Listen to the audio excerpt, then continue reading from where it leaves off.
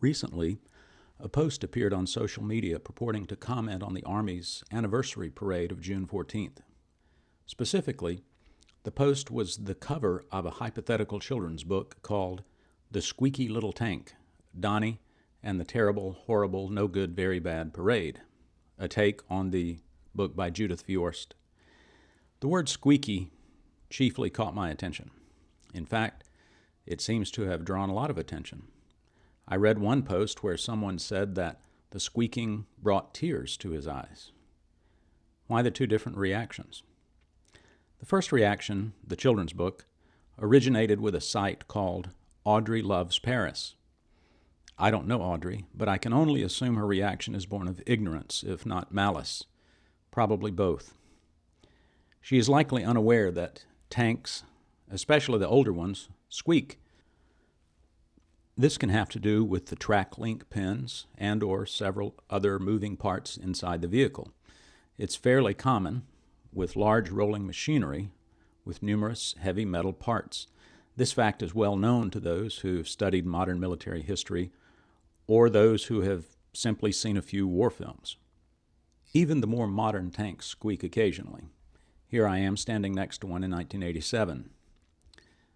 But what about the second reaction, the person who was moved by the sound? Here I can only assume that this person understands something about the place of the M4 Sherman tank in world history, that they were the tanks that helped to secure the beaches and hedgerows in Normandy and the islands in the Pacific, that they were used by many of the Allied powers in World War II, the United Kingdom, New Zealand, India, Canada, France. In fact, since Audrey loves Paris, she should really value those squeaky Shermans. Paris would be a very different place without them.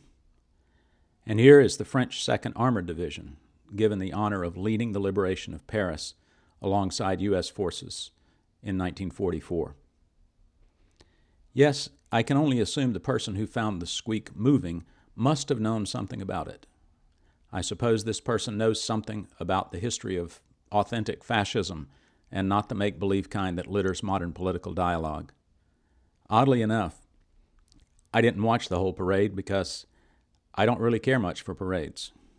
But I too was moved by the soldiers in colonial uniforms and by those recalling and memorializing the many past conflicts of the United States, and sometimes by the silence and those squeaky little tanks